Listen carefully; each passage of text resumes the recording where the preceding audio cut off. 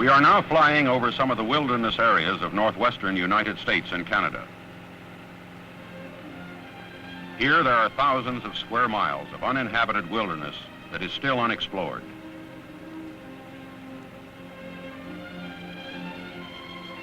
It is in these vast unexplored wilderness areas of North America that a 9-foot-tall, human-like creature is reported to live. This is the home of the Bigfoot, or Sasquatch, as the Indians call him.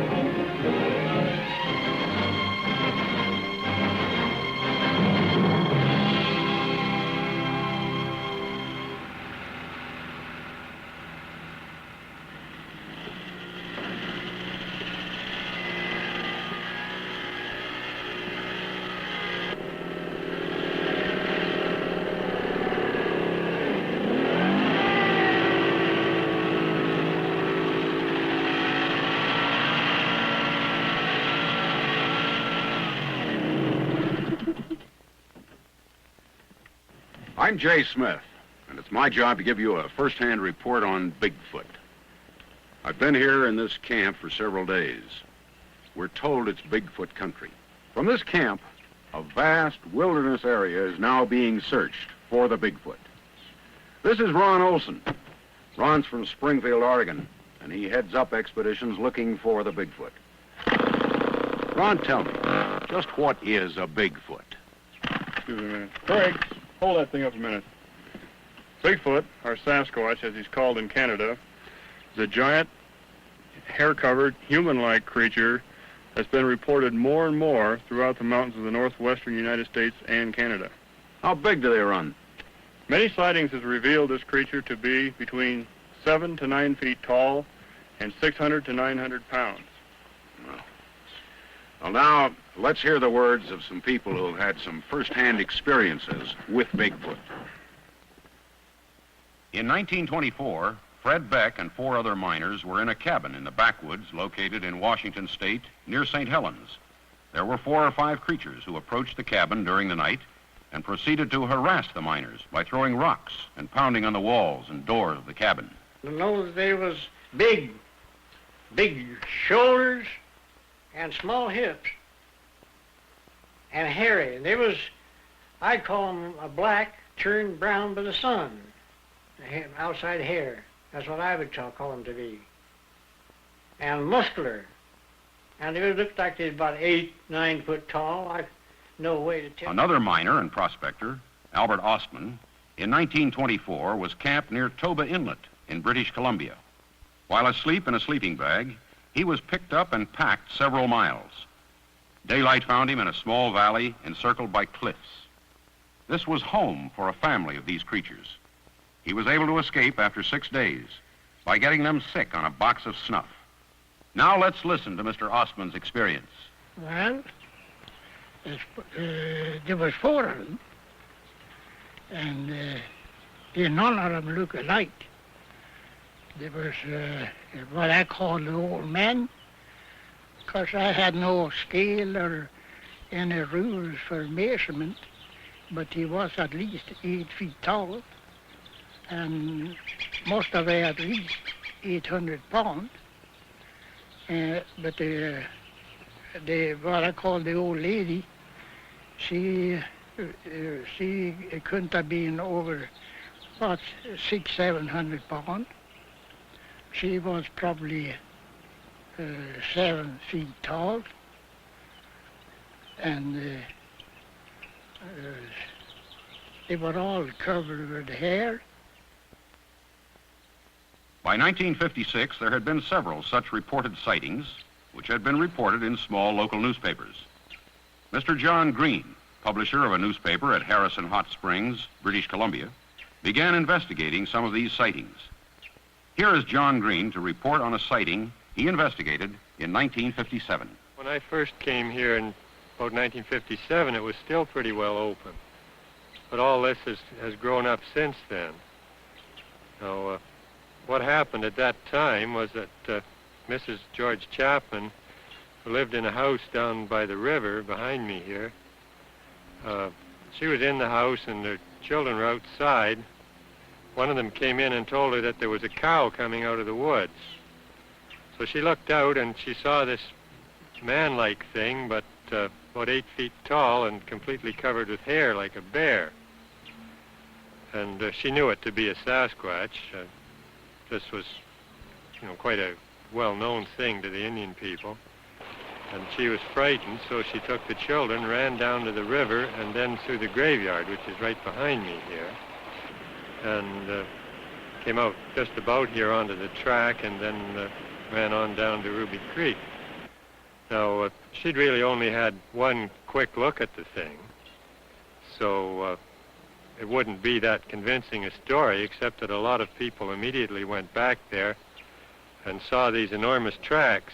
Mr. Tifting, of course, was one of them, and can describe just what the tracks were like and what they did. Well, he came through the bush into the shed, or the lean-to of the house, and there was a barrel of dried fish with smoked salmon, rather. And he broke the barrel, and there was some fish eaten there and thrown around. And then he went down the river bank and apparently took a drink and then come back up on the other side of the house, through the garden patch and up to CPR fence and stepped with 1 foot on that side of the fence and 1 foot on this side of the fence. I can walk right over it.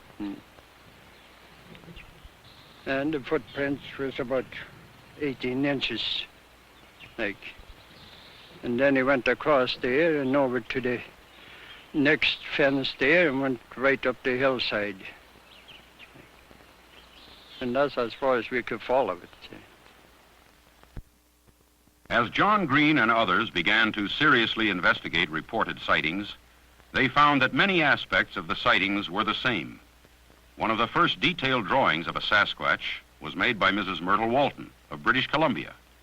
Her father, William Rowe, had the unique experience of being able to watch a Sasquatch at close range. Mrs. Walton now tells us how it came about. My dad come and asked me to draw a picture of this animal or human for him. He called it a Sasquatch, so he could send it to this John Green, and I drawed the picture for him, and just exactly the way he told me he wanted it drawn. There was a few things he changed on it, like he made the arms a lot heavier, and the head was different, and the breast was different, and the back part was different. So between the two of us, we patched it all up, and we sent it to John Green. As the interested investigators became better known, there were more and more sightings and evidences being submitted to them. Mr. Richard Grover, another investigator, reports on a sighting in a residential area just outside of Tacoma, Washington. This is the site of the Fife Heights incident. One morning, approximately 4 o'clock, Dick Hancock and his friend came along this road, stopping the car right here when they saw a huge creature behind that sign over there. It was so tall, its head was above the street sign. The creature took approximately 3 steps, crossing the road. It was blinded by the headlights, and it almost bumped into this sign. As it sidestepped, it caught this sign before it went down over the hill. This is the sign that the creature struck, and it bent it like this, leaving these indentations or scratch marks. It has been estimated by experts that it took 500 foot-pounds to bend this material. A few years after Mrs. Walton made the sketch for her father, she and her husband had a personal experience with a Bigfoot. This is what they report. Well, I think my wife and I have heard the Sasquatch. There's a swamp fairly close to the house here where we can walk out of an evening, and quite often we go down to watch moose. And One night we were down there and there wasn't any moose around, which was strange because in the summer every night there's moose in the swamp. And it was just before dusk when across the swamp we heard this screaming cry. There were 3 cries, screams, or horrible screams, or whatever they was. One after the other. There was silence between, and everything was just dead quiet afterwards. Just made the hair crawl on the back of your neck. We didn't see anything, but I've heard every animal that lives in the locality at different times, and it wasn't any of those. And if I was asked to describe the sound, I'd say it was a kind of a screaming cry, and it seemed to have anguish in it. Anguish was the thing that stuck with me. Here is an approximation to the sound that they reported hearing that evening.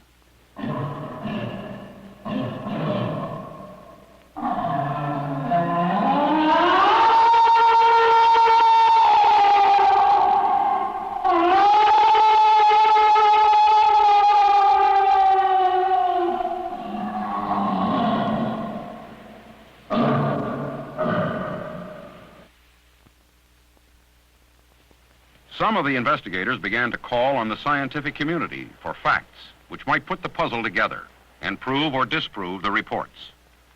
Here is Dr. Charles Guiguet, curator of mammals at the Provincial Museum in Victoria, British Columbia, who reflects the dilemma in which he and his companions found themselves. In my opinion, the Sasquatch, the Yeti, the abominable snowman, the Winnebago, the Cadabrosaurus, Loch Ness Monster, Ogopogo, all of these animals belong in the realm of folklore and mythology. And my reason for saying this is simply that there is no concrete proof, evidence, that any of these creatures ever existed on the face of this planet. No one has ever produced a specimen, complete or incomplete, to prove that any of these animals have ever lived. The scientists were asking for physical evidence to support the stories of the reported creature. In 1958, Gerald Crew was building a new road in a wilderness area in Northern California. For several mornings in a row, he noted there were huge, human-like footprints around his bulldozer. He obtained some plaster of Paris and made casts of them. Here now was physical evidence of something that made tracks. Some scientists say they are made by a prankster. Here is another investigator, Rene Dahinden. No scientist ever came out in the bush to look at the footprints which we found.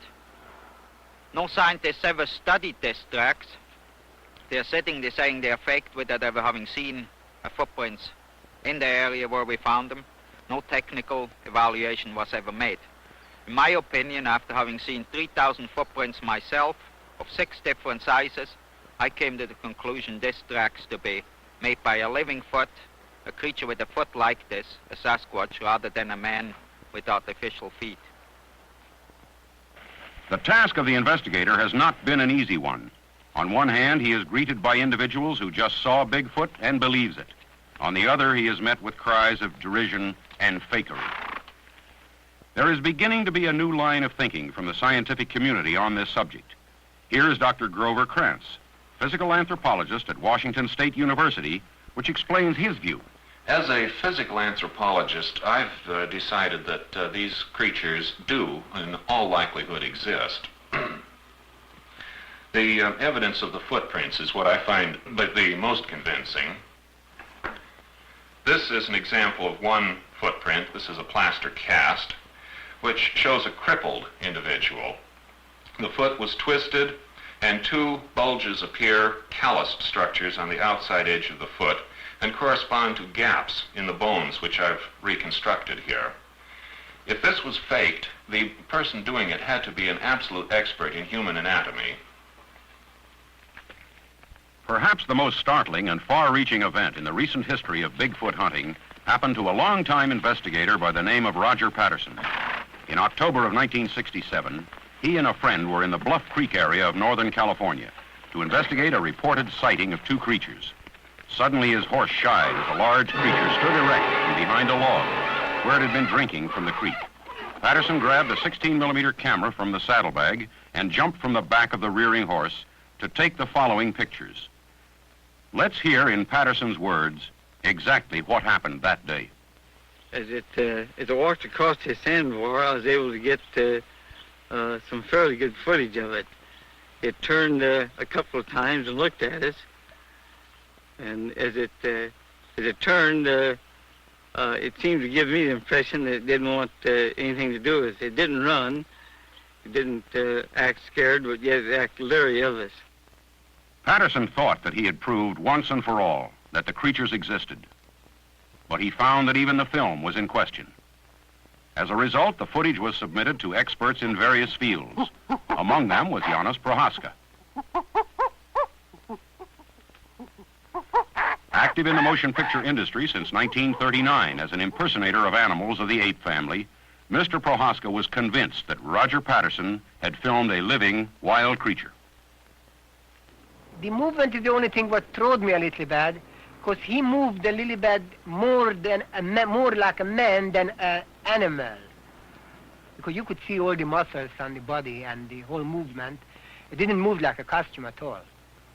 And the size of it was enormous big size, so I don't know if they find a big man like that. Mr. Prohaska, you mentioned that the creature did not move, as if it were a costume. Do you think it would be possible to create such a costume? That would be a difficult... I don't think so.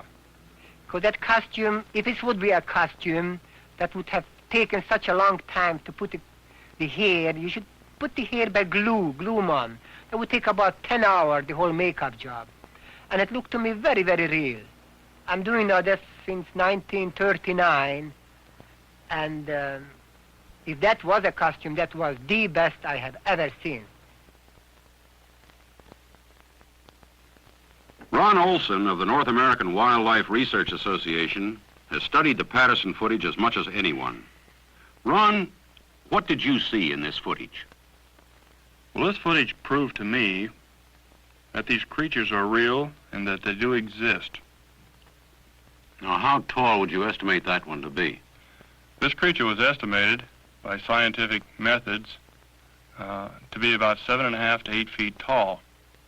He was taking a stride of about 47 inches to 65. After he became spooked or more scared, he stretched to 65.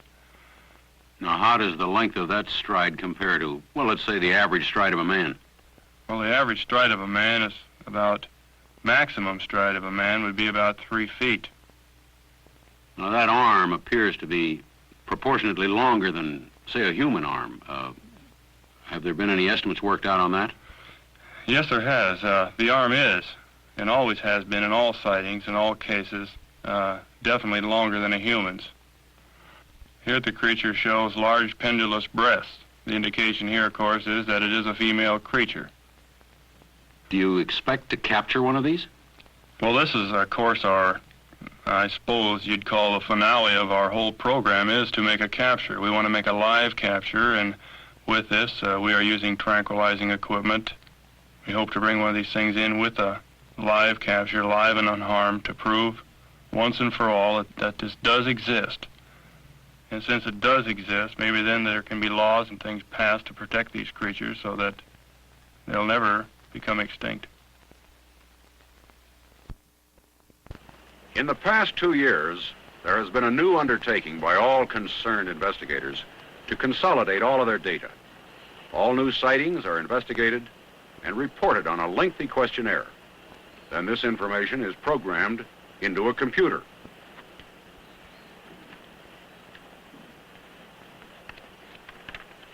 These computer reports and correlations are available to all of the participating investigators upon request. In this way, each investigator can carry on his own work with a much more complete source of data. Along with the computer reports, the most modern equipment is now being used, as it is here in this camp. Procedures have been worked out to cover every aspect of a capture. In the past, many sightings went unreported for fear of ridicule. Law enforcement officers got most of these reported sightings, and most of the people that did the reporting were considered some kind of a nut. Now a central reporting system has been developed, and all sightings can now be reported to our Portland headquarters by simply dialing Bigfoot, Portland, Oregon. Other information can be obtained by writing Bigfoot, Portland, Oregon. It was inevitable that sooner or later these sightings and observations would result in something specific. That someday someone would come forth to try to prove or disprove once and for all the validity of these stories. One Bob Morgan decided to take on the task. It's late spring when Bob Morgan arrives at Cougar, Washington to renew his search for Sasquatch. After 5 years' research, he feels this is a prime area for contacting the creature. Others will be coming from all corners of the United States to aid in the search. Don Blake, biologist. Lamont Hardy, botanist. Anne Swain, sociology researcher. Michael Polesnik, expert tracker. Elizabeth Moorman, naturalist. Anthropologist Peter Lipsio. Ted Ernst, Sasquatch researcher. John Crowder, biologist. Len Aiken, woodsman and Indian historian. Mary Jo Flory, microbiologist. For the next 3.5 months, this diversified group of scientists and researchers will live and work in the woods, gathering evidence, looking for tracks, and trying to establish contact with a creature who some call the American abominable snowman. They'll scout alone at times, or work in small groups from field tents located at strategic positions in the wilderness. Keeping it all together is Robert Morgan, who will split his time between base camp and the field positions. I hope you understand, I didn't come out here to win friends and influence people. I may be wrong in what I do, but it's all for one purpose, and that is to get the job done. By his own definition, Morgan's a tough, hard-driving man who can't rest until he's gotten the job done. An early riser, you'll often see him working late into the night. He's tough because he has to be. It's the key to survival in this mountain wilderness. What gives Morgan his drive? Why is he so persistent in his search for something which others say doesn't exist? What keeps him going in the face of unrelenting ridicule and unfavorable odds? There can be no other explanation than his own personal encounter with Bigfoot 20 years ago. It was in these woods that Morgan found himself face to face with a giant.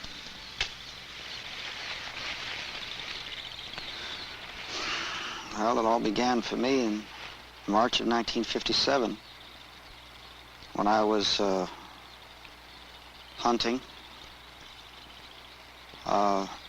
in Mason County, Washington.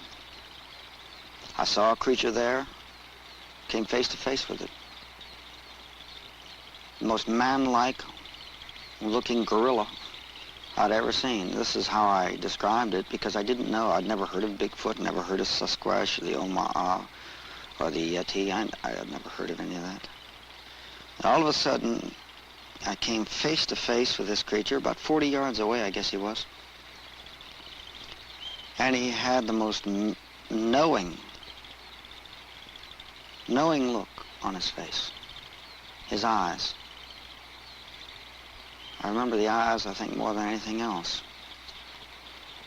And then I discovered, much to my surprise and shock and dismay, when I tried to report it, it was treated as though it was a hoax, as if it were a joke. This creature does exist. It's here. It's all around us. We can learn from it. And yet modern science has turned its back on it. They don't want to know about it. Now, that makes me madder than hell. We are told that giants live only in storybooks and dreams. If this is the case, then a lot of people have had the same dream about Sasquatch.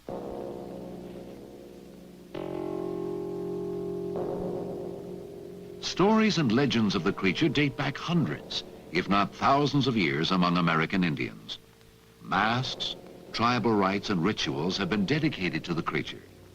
And he's known by 100 different names: Siatik, Oma, Bushman, Skookum, Wild Man, Sunaqua, Bigfoot. By any name, his description comes out the same. The creature is large, very large, standing 8 feet tall and weighing nearly 800 pounds. He's muscular, has little or no neck, and is bipedal, which means he walks upright, like man on 2 legs. The tracks he leaves behind tell the story. Like the creature, they are big, some over 18 inches long and 8 inches wide. The footprints show 5 toes and an imprint like any one of us would leave, except for the size. They are nothing like a bear's track. Sasquatch is apparently flat-footed and walks with a 4-foot stride, with his knees slightly bent. Each hand of the giant primate has 5 fingers, but he doesn't have an opposing thumb, indicating he cannot grasp small objects the way we can. Little else is known for sure.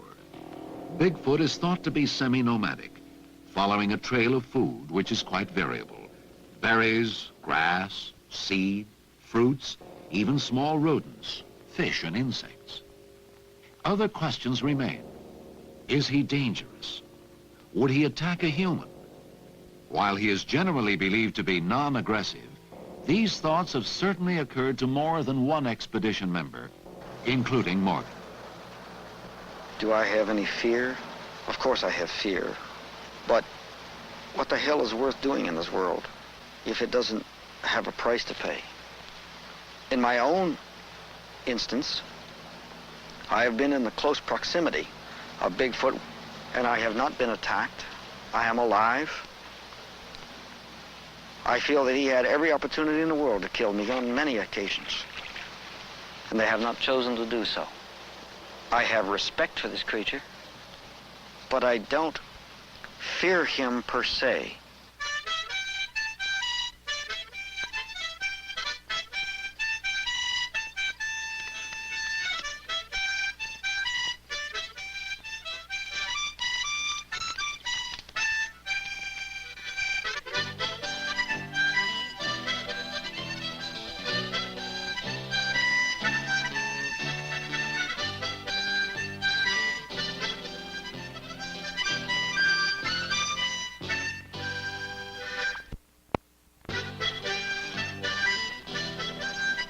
The Cascade Mountain ranges of the Pacific Northwest are beautiful and awesome.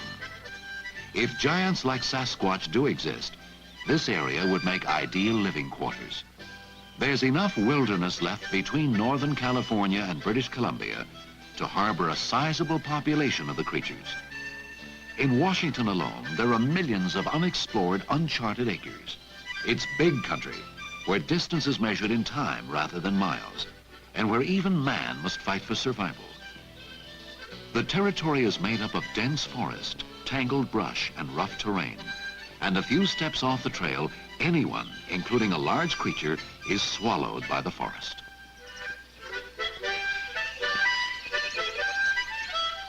The trees and underbrush provide such good shelter that you rarely see any animals, but the animals are here. You can feel their presence. You can follow their tracks if you're skilled. And there, among the tracks of elk, wolves, and wildcat, are the gigantic human-like footprints of Sasquatch, and they cannot be denied. Tracks that give monster stories credibility. The forests of the Pacific Northwest have been claimed by the loggers. But where the logging roads have not reached, where the bulldozers have not swathed a path, the country remains as it was thousands of years ago, an untamed frontier.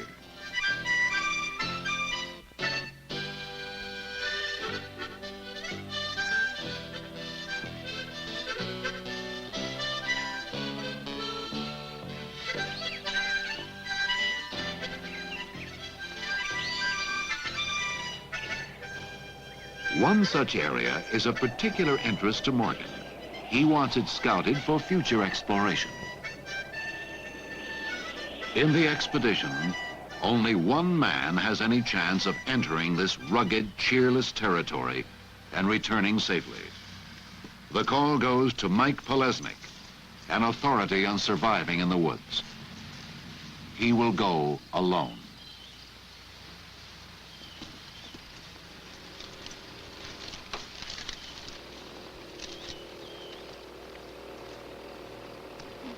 Okay, Mike, here's what the situation is. As you know, this area, as far as I know, according to the people that live around here, has never been crossed.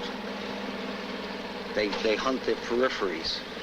One guy, as far as we know, goes up a short distance up this stream in order to fish, but they don't go in here. But the problem is, you see, the logging areas have surrounded this area. It's kind of a, you know, an oasis. So I've been wanting to go in here for 2 years. You have 5 days. Use your own time, use your own judgment. And the important thing is there's no possible way of radio contact or anything else. You're on your own. And all I can tell you is be careful. All right, if I get onto anything, I'll go ahead and stay right on it until I get a positive ID or establish communications in some form. If you're having problems, put up a flare. All right. Okay? And we'll, you know, take a bearing on that. Okay? Mm-hmm. That's it, my friend. You got all your gear? How much food do you have? 5 days. That's it. To the casual observer, the area where Mike is headed appears tame and inviting. But an experienced woodsman like Mike knows that staying alert means staying alive.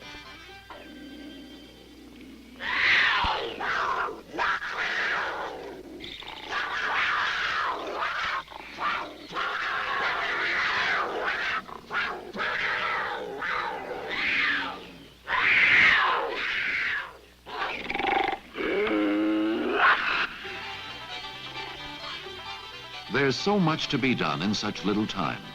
Morgan keeps the expedition going at an accelerated pace. With Polesnik on his way, he and Ted Ernst set out to explore the lava flows of Mount St. Helens, once an active volcano. They'll spend the first day together. Then Ted, like Mike, will be on his own. Wherever he goes, Morgan is constantly reminded that he is the visitor, the intruder in Bigfoot's territory. In his element, he is king. We are the invaders. He has no fear, builds no cities. He violates everything that we have stood for. He belongs with this earth. He belongs here. He lives with nature. We, unfortunately, live in spite of it. He's part of nature. We create our own. Air conditioning, neon lights, one-way streets, parking meters. Good Lord. We must carry food on our back. We have to eat specialized diets. We have to have this, we have to have that. We have a high fatigue factor, etc., etc., etc. Hell, he doesn't carry a pack. And this creature walks among God's world as if he's one of them. And he leaves very little behind him except tracks. It's kind of sad that we are in pursuit of a creature that lives so beautifully with nature. Perhaps, just perhaps, we can learn from him.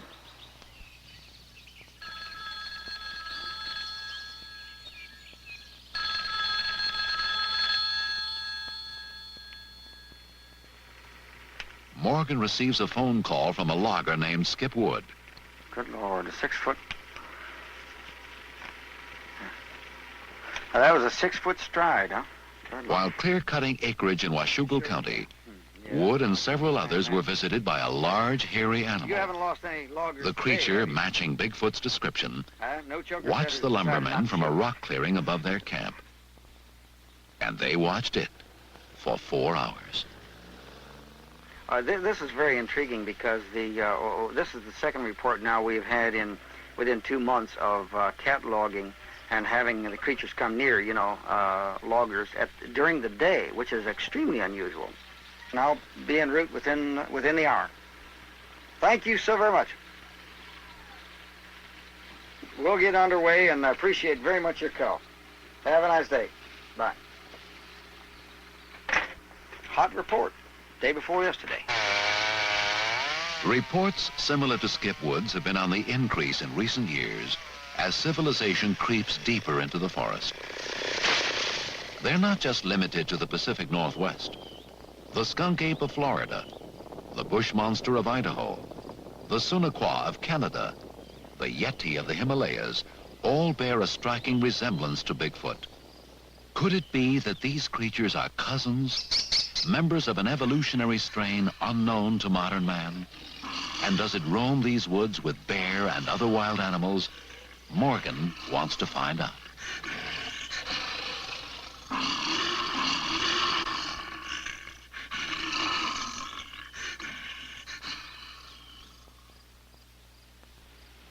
It's half a day's drive from Cougar to Washougal County over rough terrain and washed out roads. When the expedition group arrives, Wood is eager to tell them about the unwelcome visitor. Now, this happened last Friday. Yeah, Friday. What happened? Again. Well, just happened to see one climbing up the hillside there. And it was going all the way up that bluff? Yeah, it started out there in that little hole I showed you there, and went hand over hand or hand over foot, however you describe him climbing, straight up to the top and stood up there and watched it.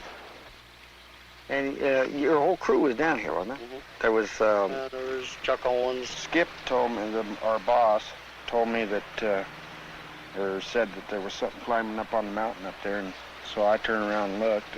And Leo Casey and Bob Irwin. I just saw a steady thing standing there. It looked like maybe a tree waving in the wind a little bit. all I could see was a big black glob.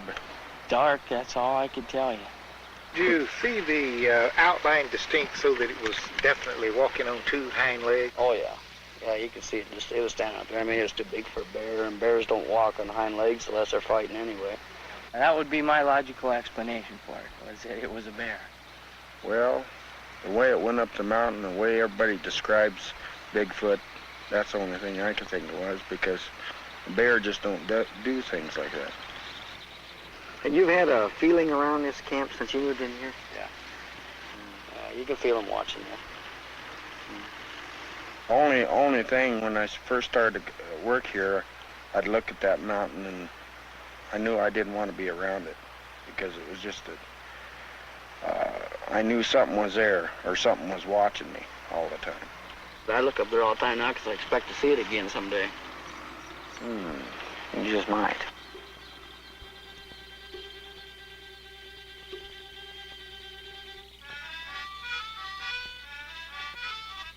The loggers want nothing further to do with this or any other Sasquatch.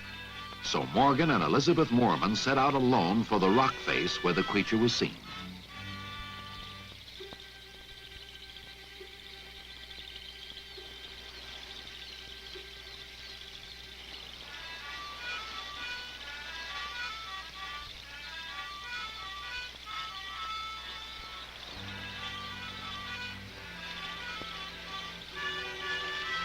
A heavy rainfall the night before has left the ground wet and slippery, making the treacherous climb even more hazardous.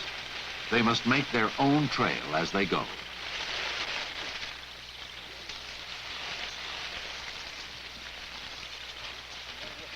What looked so near from below will take them 6 hours to reach, and they must hurry to return by dark.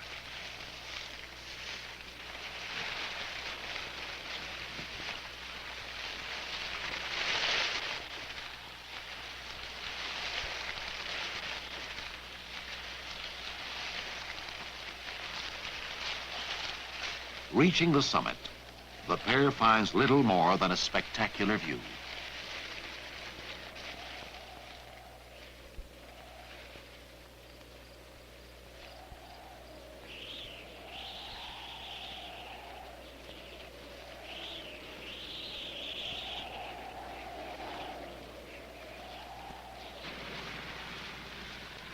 Morgan has chased too many reports, followed too many leads to be discouraged. His work done here, he heads back to base camp. It's still early in the expedition.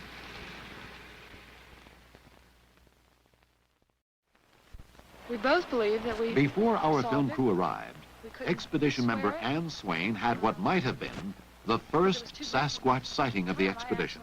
She recounts the incident. I turned to my right and I looked down at the end of the creek, and as I lifted my binoculars, I saw this huge black form. And I just froze, and I looked, and maybe 3 seconds passed. And I put my binoculars down. I was really excited. I didn't know what it was. I saw it. It was large, and it was behind these bushes. And I put them down, and I called to Bob, and as I put them back up to look again, it was gone.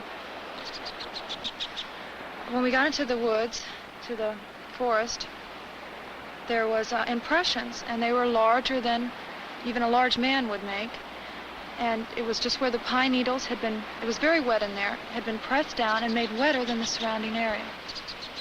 There's a lot of evidence in this country. There's a lot of reports. And I'm thoroughly convinced there is a Bigfoot out here. Many of them, families. The group returns to Cougar in time to pick up Mike Polesnik, who's covered 20 square miles during his 5-day trip alone in the woods.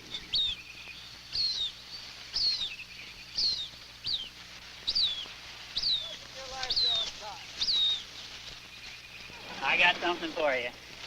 On his way out, Mike found large, barefoot, human-like tracks. It's exciting news. Coming out of the woods, next to the berries, and there were still berries on the ground. Not that long, barefoot. He was flat-footed. I thought they were human, but I went back on my way down. I don't think they are. Okay, how far off the road are they? It's pretty close to the mountain. Quite a ways up. No, it's not a long ways up. It's right there where the trail begins. Can we get Pete Lipsio in there? Yeah, I need to see him. And how about up on the mountain? Oh, man. 3 hours going up. A cat come in the first night. The second night he come in closer. The third night I left. I think he knew I was scared. Okay. Told you I'd find something if there's something there. All right. All right, by the way, I think... Large human-like footprints on the trail in an area where Morgan suspects Bigfoot could be. 2 caves. This might be the breakthrough the expedition has needed. Certainly, it could mean one or more of the creatures is in the area or has been recently. Can't get to him now. The risk of sending Mike into such a dangerous place has apparently paid off. Yeah, that's a good place for you. You been eating well? Yeah, berries, strawberries. Tear you apart in there.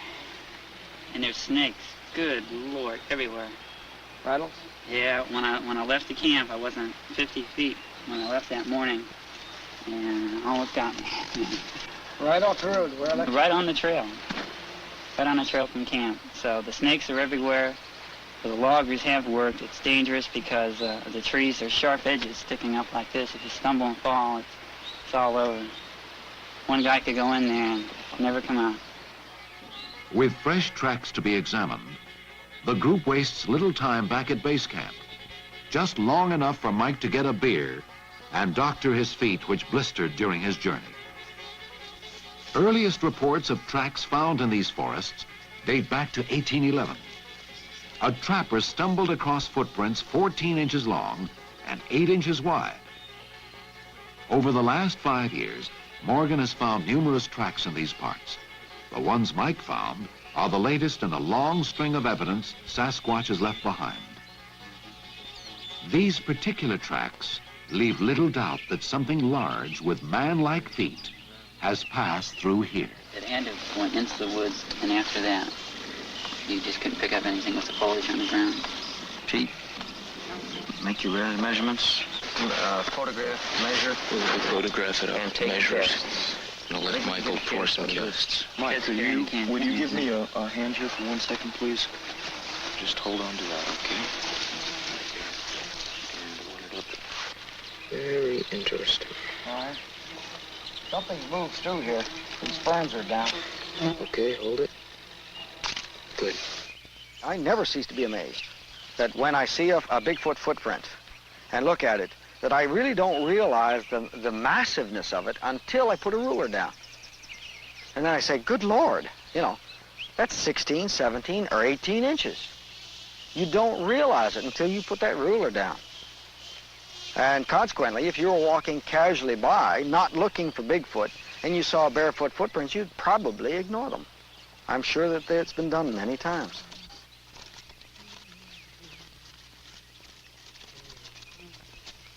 As a plaster record of two of the tracks is made, the mood of the group changes. It goes from elation over finding the prints to anxiety. Expedition members become tense, on edge. There is the sense of danger. Others who have been in the vicinity of Sasquatch have reported similar eerie feelings. The hope is that whatever made these footprints is still in the area and might return. I'll become part of the cast. If you take a walk back through this area, you're going to find a couple of things rather interesting. Number one, all the berries are gone. Number two, there is fresh and old breaks in these ferns leading all the way back up into this area. I didn't find the end of it. I just found them.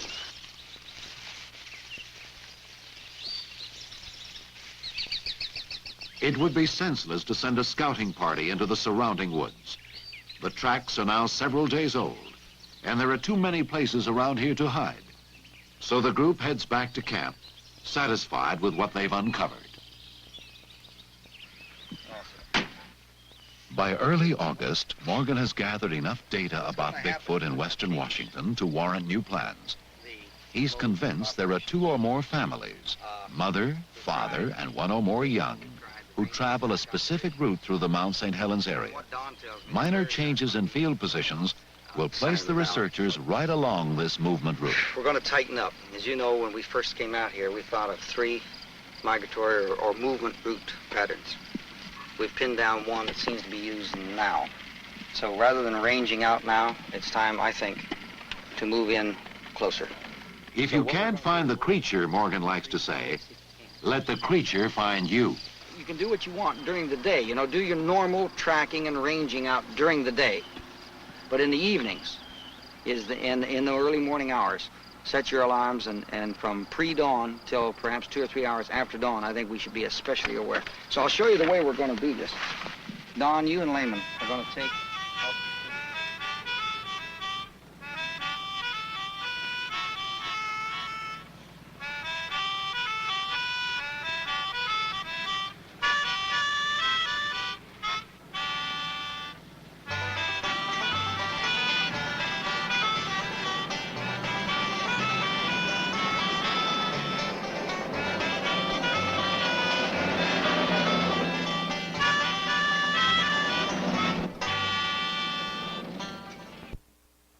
What we have done here, we've established 4 camps along a line which I feel is a movement route. When the creature goes from one wilderness area into another wilderness area, these areas are accessible.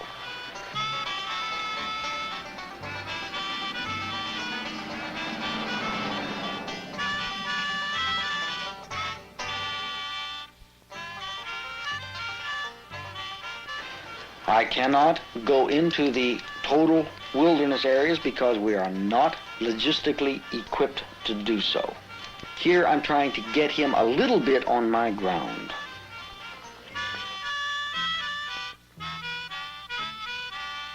Hopefully, they will either observe him in movement or the creatures will come to their camp.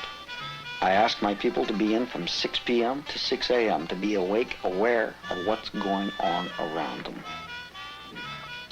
Now, I do not permit firearms in the field.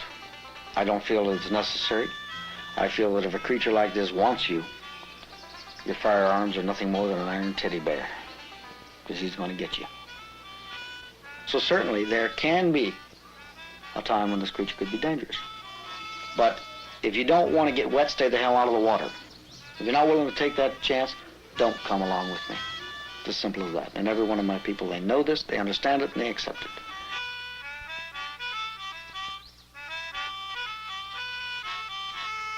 Now, out of the camp, the people will rove during the day, and they go within certain areas that I've assigned, and they rove around, and the biologist and botanist are doing their job, which is an updating, constant updating. I'm getting a constant update of what food is available, what succulents are available, what animals are moving where.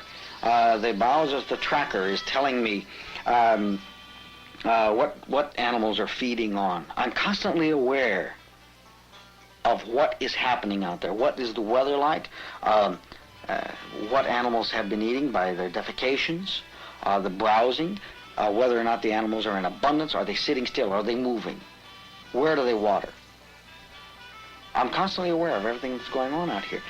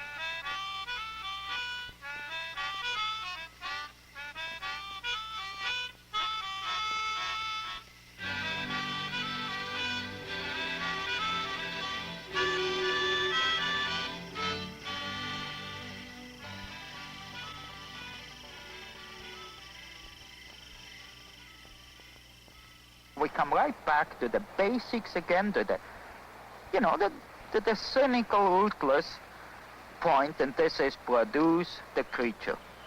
And everything else is all nice, it's interesting, makes life very exciting and so on, but that's about all it does. Morgan has driven to the Canadian border to confer with two men who are chasing Sasquatch through British Columbia, where creature sightings have become commonplace. Rene Dahinden lives here year-round and has been on Bigfoot's trail for 2 decades. John Green, author-journalist, has written 3 books on the subject. Over a picnic table rich with Bigfoot artifacts, the 3 men discuss their different operating methods. Dahinden and Green both say the creature must be brought in dead or alive. Morgan contends that Sasquatch is too human-like to destroy. I don't think there's any argument that the fastest way to bring this to legislation for the betterment of the species, the fastest way would be killing one. The only way.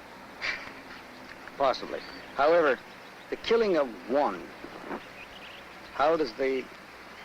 I just feel that I really feel that the youth of this world and the people that are young at heart have had enough of the killing. I really feel they have had sufficient of the slaughter of species for the so-called enlightenment of man. But I think that it is time for a new precedent to be set, for legislation to be passed on an accepted species without total so-called scientific knowledge. All right, why pick this species? Are you going to stop people from slaughtering hundreds of thousands of deer every fall? Why not start now? Why start with this one? Well, I'll tell you why. It's because it looks more like man than any other, and as far as I'm concerned, that is a concern for humankind, not for any animal kind. You remind me of the little old lady who got all hepped up when I told her I would kill a Sasquatch, and then she went in and had a steak dinner. First thing first, and the first thing is to find proof, 100%, so there's unquestionable evidence available which proves the existence of this creature. And the rest of them is all, well, it's nice. You know, you can dream about it and so on, but you have to be cynical, you have to be ruthless, and it's no game. It's no game. It's one of the biggest scientific discoveries the world has ever seen. In an anthropological and probably zoological and biological sense, and might revamp or turn over the whole theory of evolution and everything else. But that would flip our lid, to put it bluntly. But I would rather... So therefore, you know, never mind the philosophical discussions, I say go grab them, any which way. I would rather lose than win that way. Well, you know, if you're in this business 20 years, You haven't got time anymore for no. I'm in this to collect the Sasquatch, dead or alive, to prove its existence, and, you know, that's all there is to it. While Morgan is away, a local resident discovers large impressions practically in the expedition's backyard. Mike Polesnik and Layman Hardy visit the area to see if the tracks will yield other clues. Like a team of detectives, they scour the area, and their efforts pay off. Apparently something large was walking along this frigid mountain runoff, perhaps to cool off from the heat. And while walking, slipped on a moss-covered rock, leaving several hairs and a large impression in the stream bed. The hair is sent to Mary Jo Flory at her laboratory in Portland for analysis. It will take several weeks for her to determine who or what left it behind.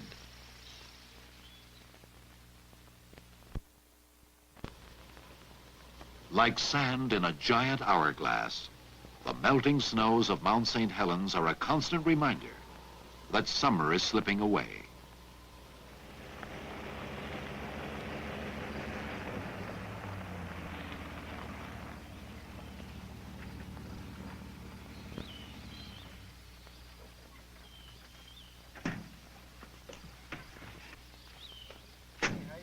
Near the base of the mountain, Don Blake and Layman Hardy have heard strange sounds.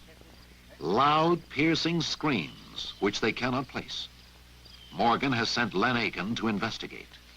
They didn't sound like birds, and I couldn't imagine it being a cougar, because it didn't make a noise like the cougars we hear it back home. And of course, I don't know all the noises that elks and deer make. It's I know that it's too early in the year for elk. Elk will start, you know, in rutting season starts about mid-September, October. Yeah. So it's early for that. What did it resemble? Anything or? It was not a human-type scream. It's the type that I've heard chimps make. It's sort of a chimp-type scream. And, completely. I'll go along with that. It did sound like the kind of noise that you hear a chimpanzee make when, say, you're taking something away from him, you know. Not an alarm, just more of a... frustration type. Yep. But it was quite a little distance off. It was probably as much as a quarter of a mile in September. While scouting nearby terrain, Aiken and Blake discover a lava tube cave, one which no human has ever entered.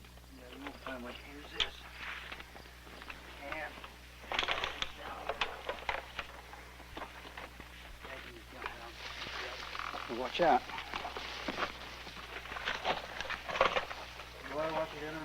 Yeah.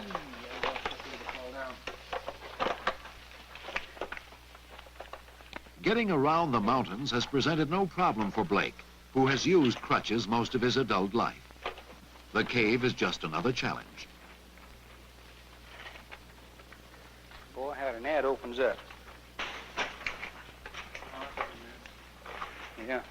Now then, we're losing altitude fast. We're dropping, let's see, 5 feet for every 8, aren't we? Dozens of the caves formed when molten lava gushed through the valleys from a violent Mount St. Helens. The underground tunnels are the longest of their kind in the world and could provide winter shelter or even burial grounds for Sasquatch. Well, places the cave is 6 feet high,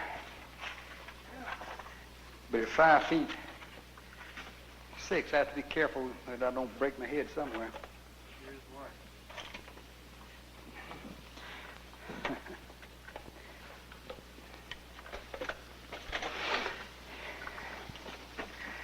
You can't even see the end of the galley yet. No, that goes right on down. It would take several years to explore all the lava tubes, if you could find them all. This cave offers little besides relief from the heat. Well, that's quite a cave there, Layman. Yeah, you were gone 2.5 hours. Coming out, feel like heat just blasted right square in the face as soon as you get to look at that hole. While you were gone, I was reading. Something rolled rocks down from the top of the hill right up here. There was about 5 different intervals of it. probably 15 or 20 minutes apart. And then there was one time I heard rotten wood move, crash or something. So I don't know whether it was an elk or a bear or some other animal. Whatever it was, probably no doubt came up another side, because this side over here is a little on the steep side. At the heat of this sun, though, most anything up there would be under those trees. Yeah. Probably was navigating under the trees. They got more brains than we've got. Could it have been Bigfoot? He's been known to throw rocks at people before. Or could the giant creature turn out to be a giant hoax? Unlikely, in the face of countless reports by people who say they've seen him.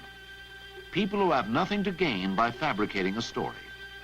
People like Patty Carter, who as a young girl was befriended by a young Sasquatch. Okay, it was a couple of years ago, I guess when we first met. And you told me rather, I found intriguing story about what happened to you when you were a child. And I wonder if you'd recount that for me on your first encounter. Well, there was two of them. A big one that was fairly heavy with child, young, whatever. And a young one stood there and looked at me for a while, and then they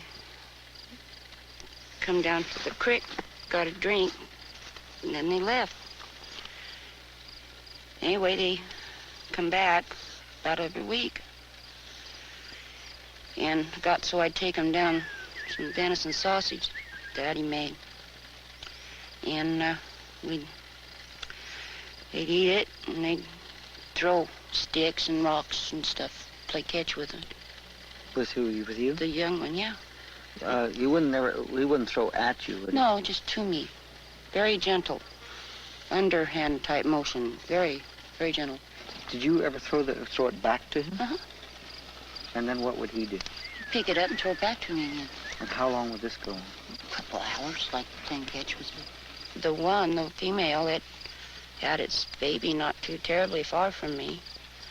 It's like, about 25, 30 yards, I imagine.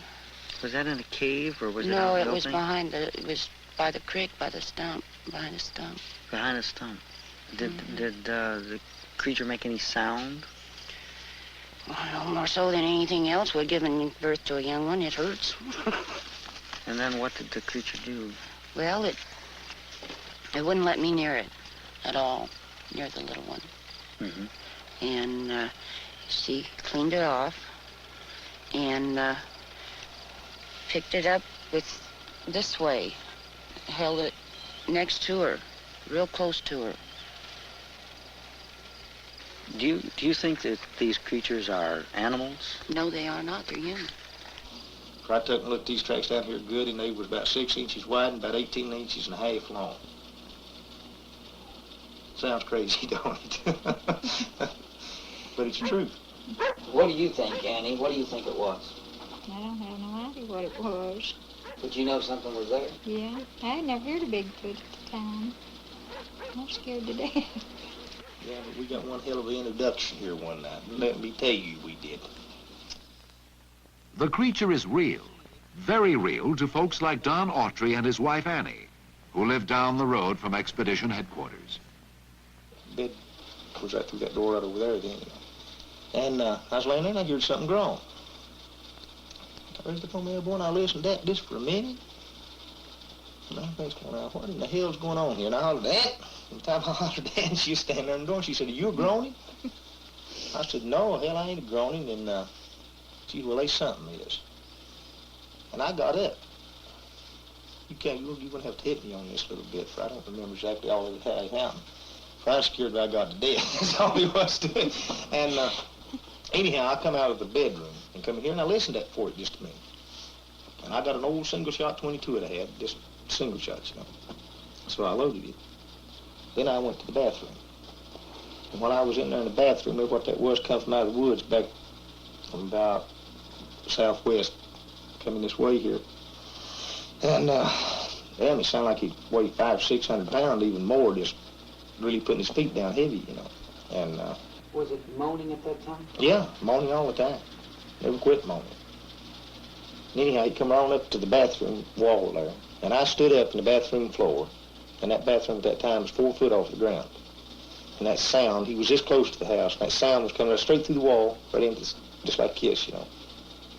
And then he traced all around out here, and I come back in here, and we sat around.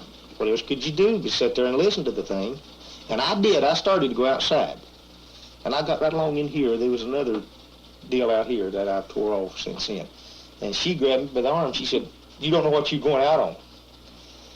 And there ain't no damn way you got me outside then. Did you have any feeling of fear? Did I have any feeling of fear? How tight did I squeeze you, huh? It wasn't me, it was the gun that was squeezing. Yeah, I was scared. You betcha. Definitely. I was scared.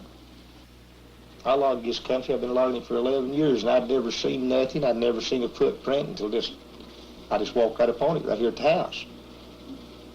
And it wasn't a prank. It wasn't a prank. That wasn't a prank.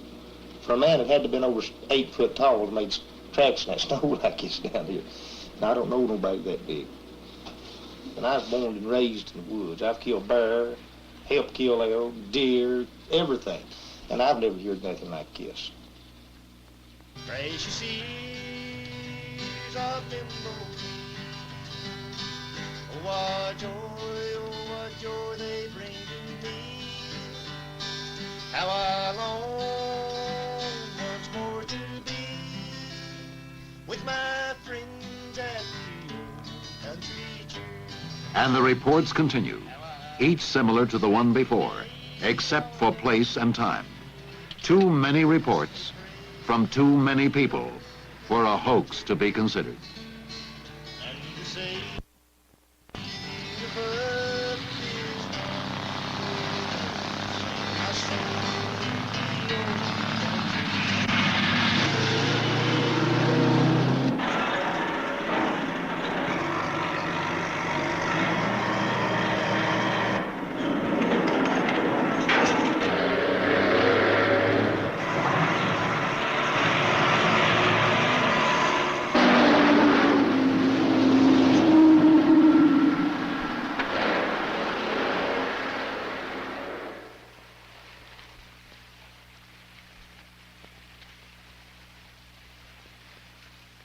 I believe that this could be a possible area for him.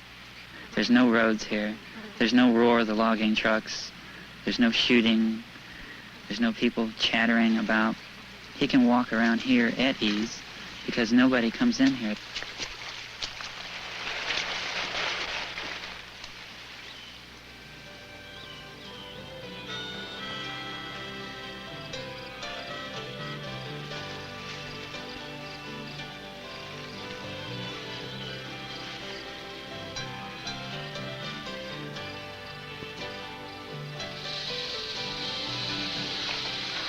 Despite warnings not to go, Morgan and Polesnik returned to the untamed area the tracker explored earlier in the summer.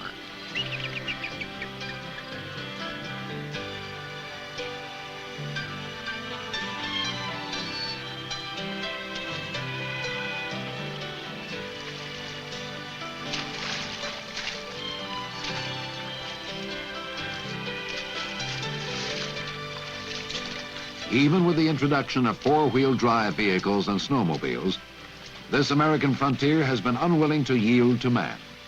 The pair has food for 7 days. The snakes are everywhere.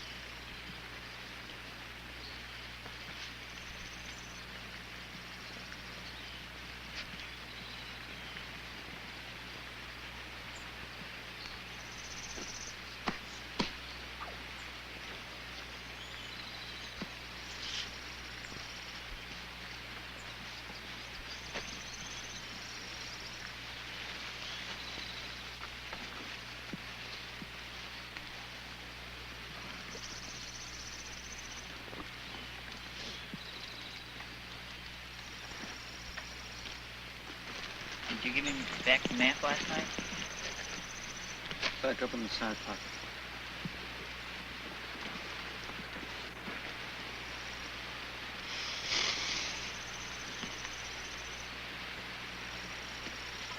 Water's hot.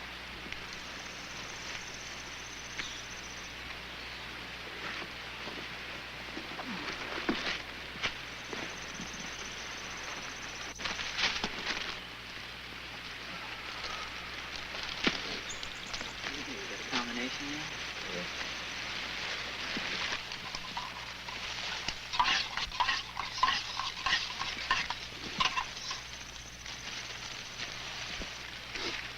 You need company? No. No, this thing travels northeast. The idea is always to follow this up. I just hope we don't have to go over that. You see how sheer it is on the far side? Nice. Yeah. Straight up. If we can get it. Follow this along. I don't want to go high if it's not necessary yet. Ever since 1970, I've been following areas, finding tracks, species, and all this jazz coming down through this area. And it's just recently come into what I think is a movement pattern. And what our objective is to go entirely through on the North Fork of this creek up to Mount Mitchell. And it's my understanding that not too many people have ever done this. And as you know, the dire warnings that we have received that people go in and they don't come out. You know. But in any case, this is the flow line coming down through here, and it's a natural walkway. It's very hidden. So far, it's been pretty rough. I don't know what it's going to be like when we get deep down into the ravine. Well, I don't know. I just, you know, when you stand up on a cliff side and look over this valley, it's one thing. When you get down here, it's something else. I sure agree. We'll find out.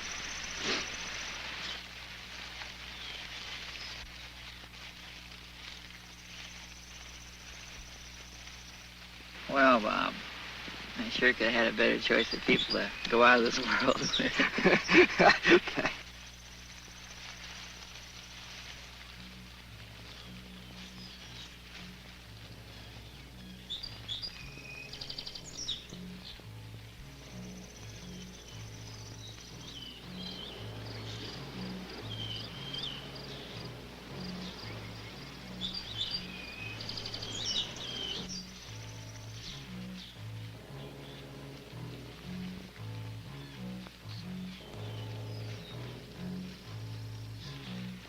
So far, the only passable way through this wilderness is along the riverbed. The water is icy, the algae-covered rocks treacherous. On the second day, despite their pleas, Morgan orders the camera crew to stay behind. The rest of the journey is too risky. Others who have challenged the river beyond this point have never returned.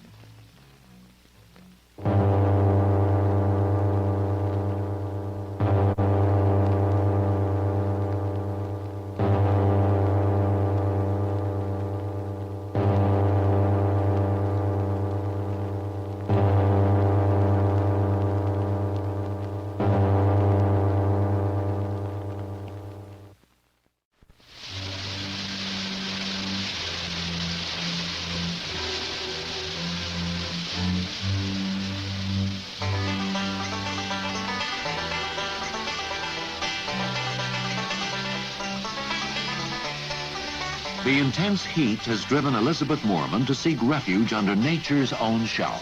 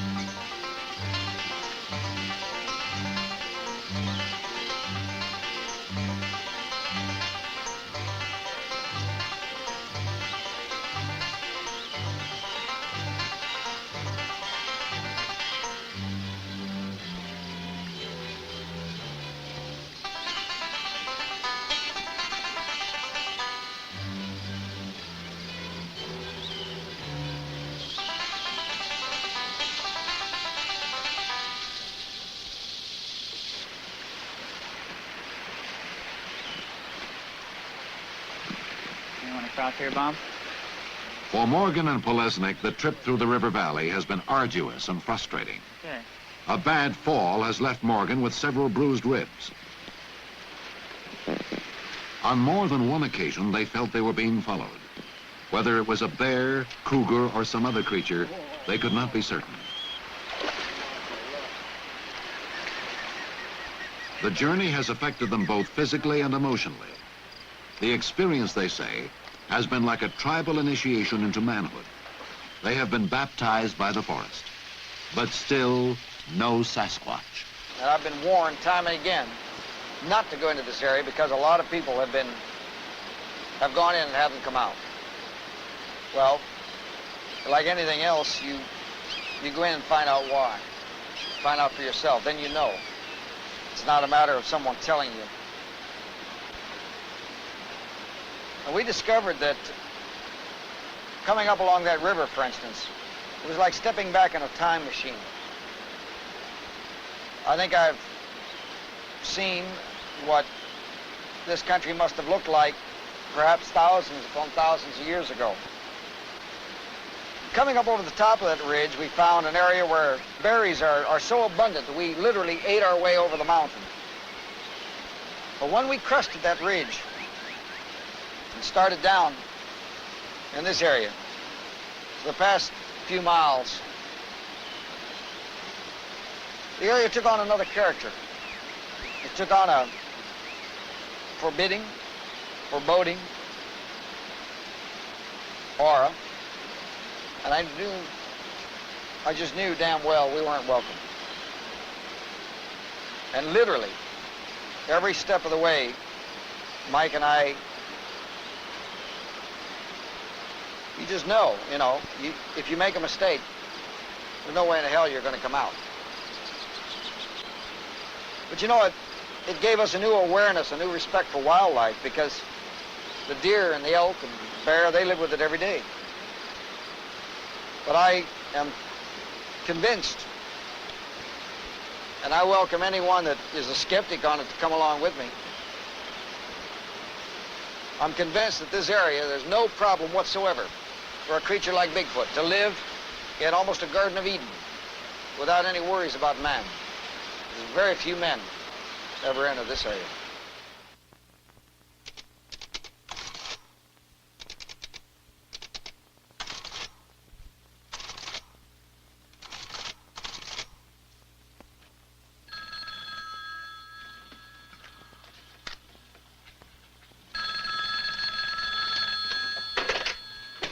Hello. Oh, Bob, this is Mary Jo, Florrie.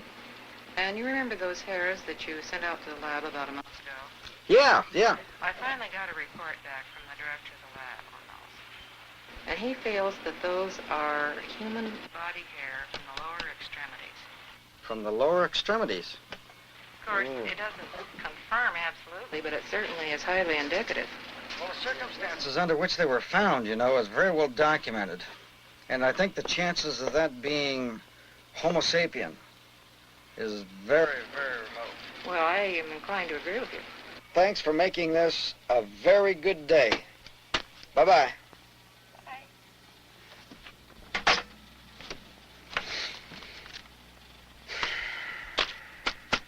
I'll be damned.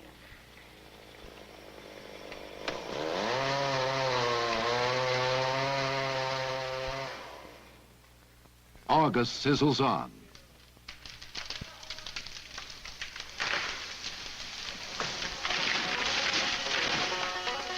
Logging is temporarily halted on orders from the Forestry Service. The extreme fire danger has made logging too risky.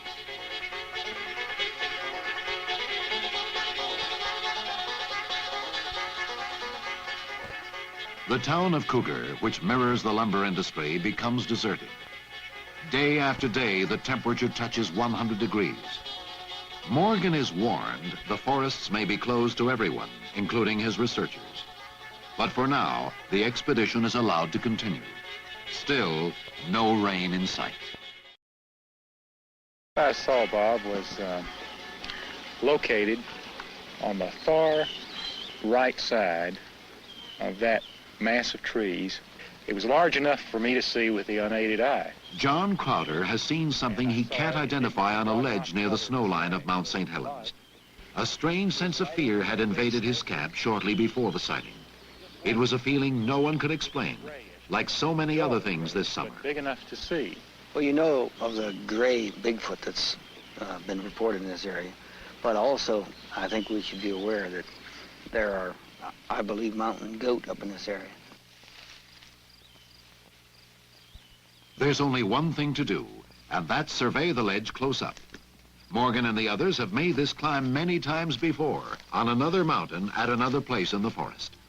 Morgan has become weary from the endless climbs and dead-end trails, but any feeling of fatigue he may have is no match for his unrelenting drive to find the Sasquatch. He's so close now, he feels nothing will stop him. All the signs are there, the tracks, screams, reports from loggers and residents. Morgan is convinced he's located a movement route for at least one family of Bigfoot. A movement route that goes straight through Ape Canyon. Named that in the 1920s, when a group of prospectors were attacked by vicious, hairy apes. Ape Canyon is just beyond where John Crowder saw something large and gray.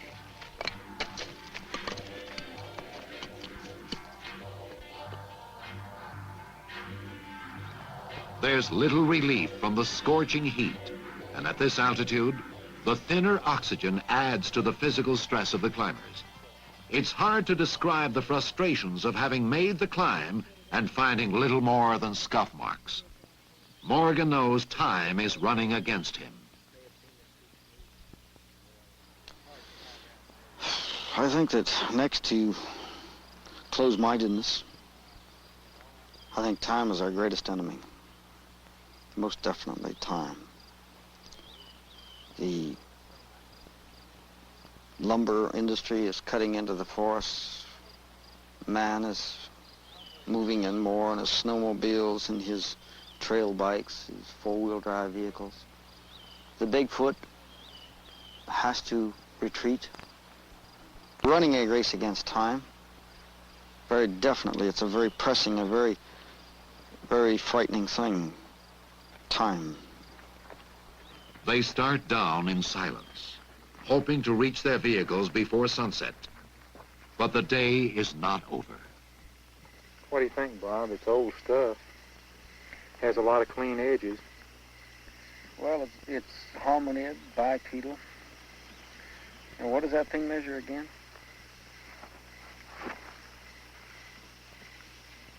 Oh, roughly 13 to 14. And there's been a lot of washing here on the width, but it would go at least 6 at the widest point. It's not where a few rocks laid and rolled away. We've seen enough of that up here. Add another mystery.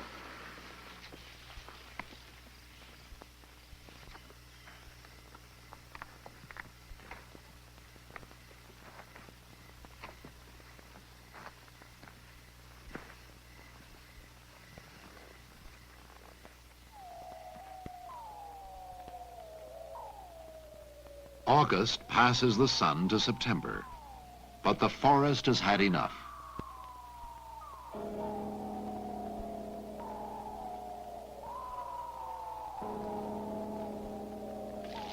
A small fire breaks out not far from the main logging road, but a safe distance from the expedition camps.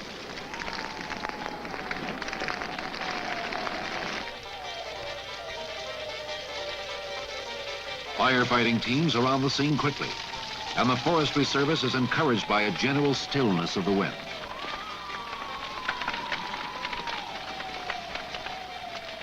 Morgan keeps in touch with the fire's progress.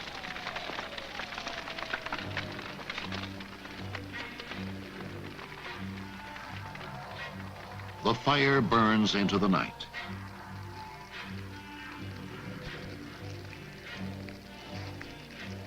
And the next morning, through self-generating winds, it begins to burn more rapidly. More acres are threatened. The Forestry Service calls for help, and the small band of firefighters turns into a sizable camp. Despite the efforts of 600 people fighting the inferno, the fire goes over the hill and into Ape Canyon.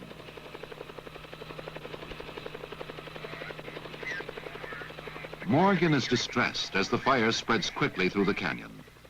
All the evidence of Sasquatch in the area has led directly to this place. He surveys the situation with Sam Melville, star of the Rookies television series, who's visiting for a few days. I want to get a shot of that plane. Talk about the fickle finger of fate. So we just had it.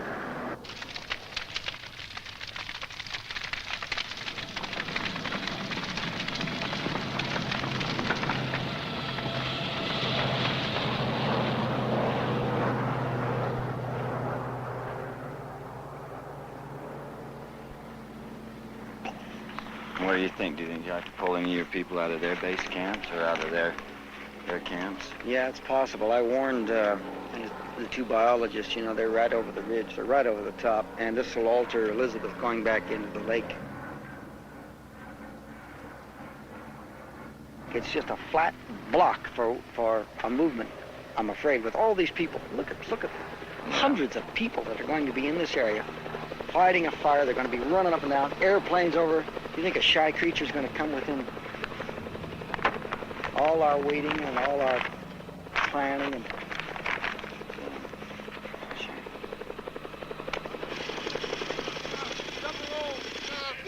our whole damn concept was locked along that one route. And there's not. He may take the western route, may come around here, God only knows. But see, what we've been banking on, you know, the last several years is gathering information along this one route. And now with this cut in the middle right now, I don't know. I just, you know, I don't know how it'll affect the movement patterns. I don't know, but it's a factor that I hadn't counted on, for sure.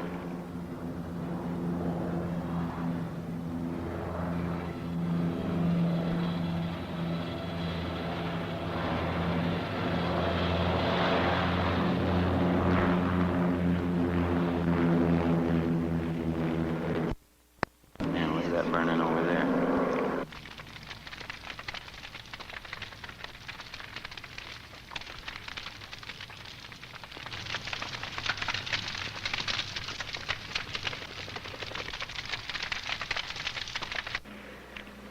Well, next year.